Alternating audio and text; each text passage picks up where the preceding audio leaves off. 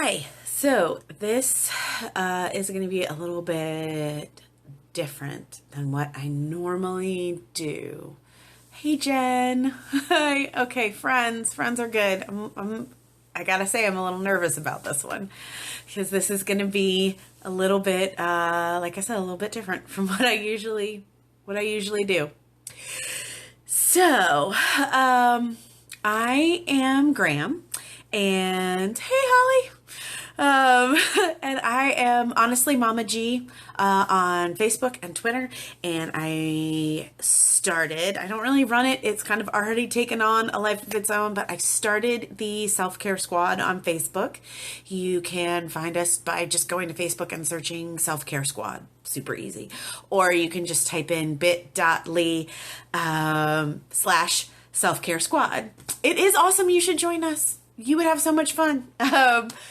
We all just try to support each other. I'm gonna move this back because that's freaking me out a little. That's a little bit better. We just try to support each other on this self-care journey. And I've been thinking a lot lately about why I care about this so much and why I am such a cheerleader for self-care and for friends, relatives, strangers, people I don't even know. I want you to take better care of yourselves. And so I decided that I was going to tell my story. I am going to tell you guys how I got started and how I first heard the word self-care and why I even give two craps about it for me and for you. Some people may or may not know that when I had my first child, my son, almost 3 years ago now. Holy crap. I got really sick afterwards. I had postpartum depression, postpartum anxiety. I still deal with PTSD from his birth. It was the worst time in my entire life. It was horrible. It was like going on a walking tour of hell. Not a good time. Not something that I would recommend. If you can avoid it, don't do it. Nobody really likes it there. The good part, if there was a good part, was that I ended up in therapy.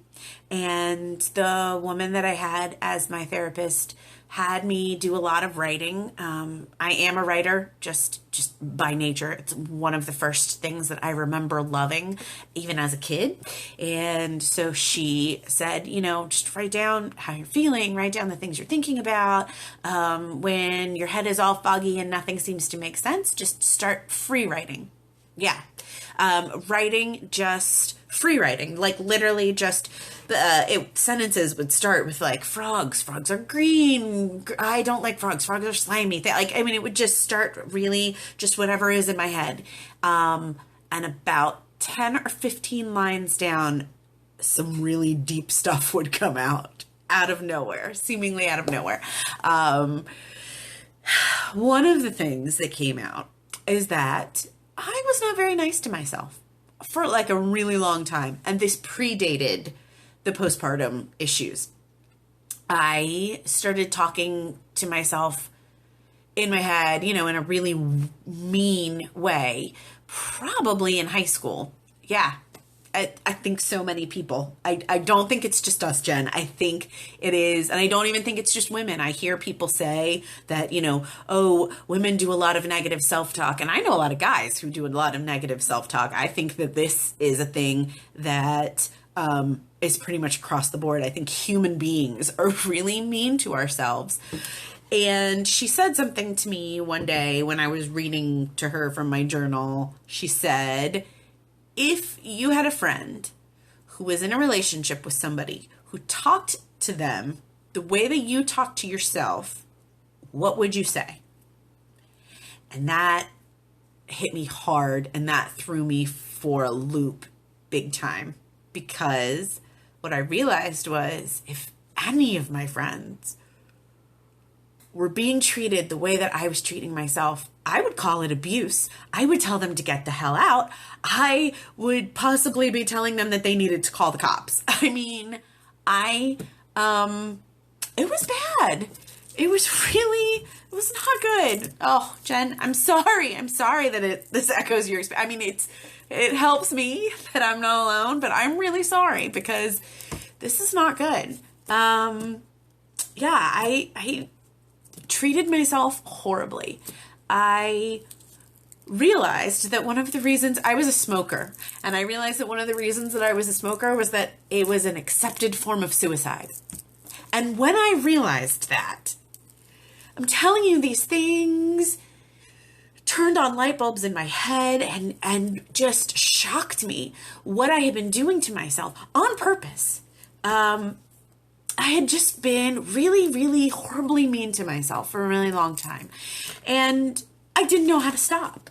I was so used to it. Just like, you know, a lot of habits and a lot of addictions, I didn't know how to stop. She had me start doing things like just notice every time I said something mean to myself in my head. Because a lot of times I was doing it, I was calling myself dumb or stupid or awkward or dorky, but not in a nice way. Now when I say dorky to somebody, I mean it's code for I love you, because I've learned to embrace that about myself. So if I call you a dork ever, that is me saying I love you so much. But for a long time it wasn't. For a long time that was one of the things that I was really mean to myself about. There were a lot of issues. I'm not going to get into all of them, but one of the things that she had me do was notice when I was doing it. And then I noticed how much I was doing it. And then she started to give me some tools to say no. Every time I would say to myself, that I was ugly. No, you're not ugly. I didn't even have to say you're beautiful. Just, you're not ugly. Eventually I got to the point where I was saying, you know what? You look really good today. You right there. I was flirting with myself in the mirror. And it took me about a year to go from really, really horrible things to flirting with myself in the mirror. And I gotta tell you, flirting with myself in the mirror feels much, much better.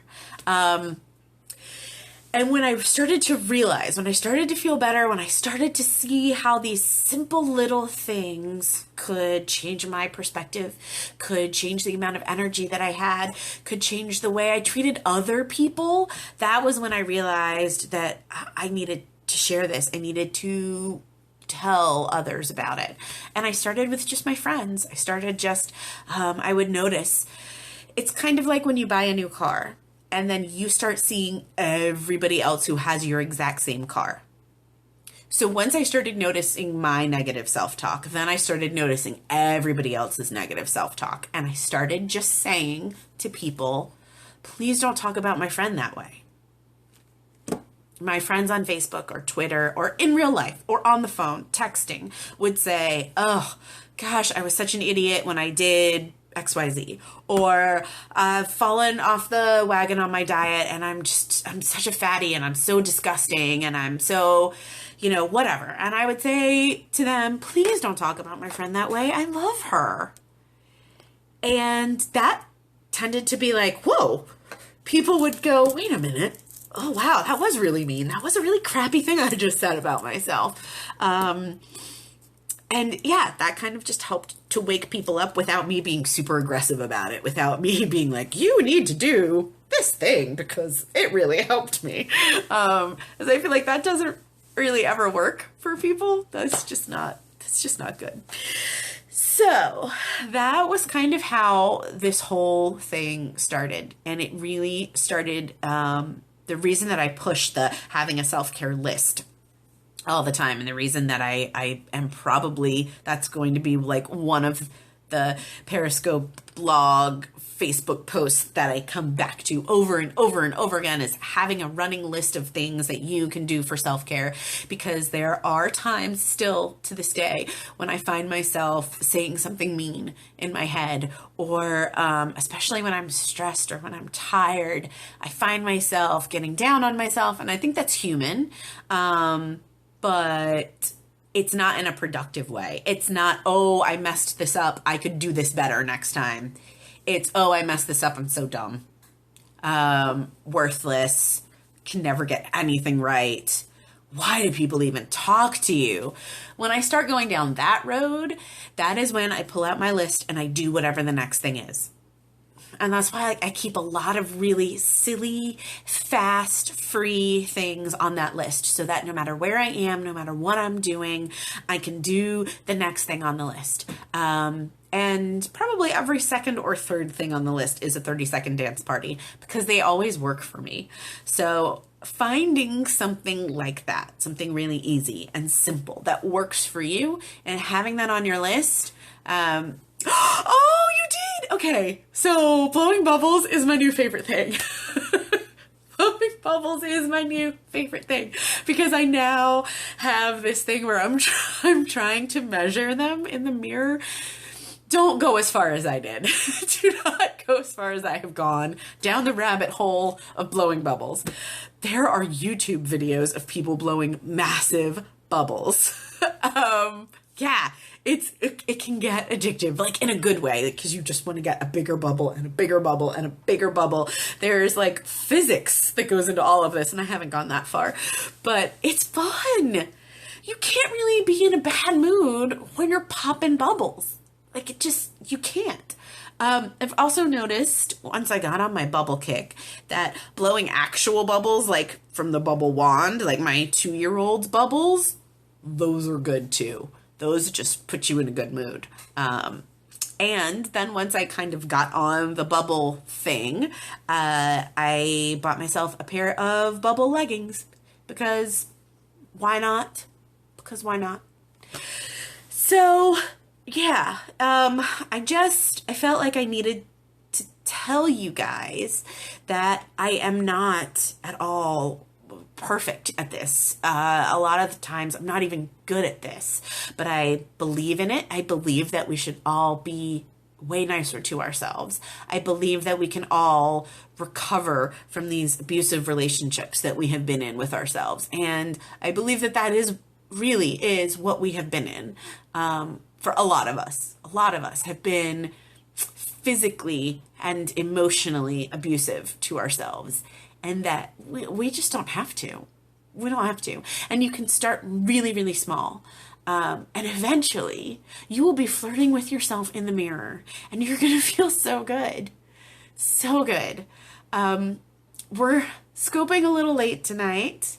Just really quick before I go, I want to tell you this one thing. We're scoping a little late tonight because my daughter, who's almost 5 months old, decided she didn't want to go to sleep.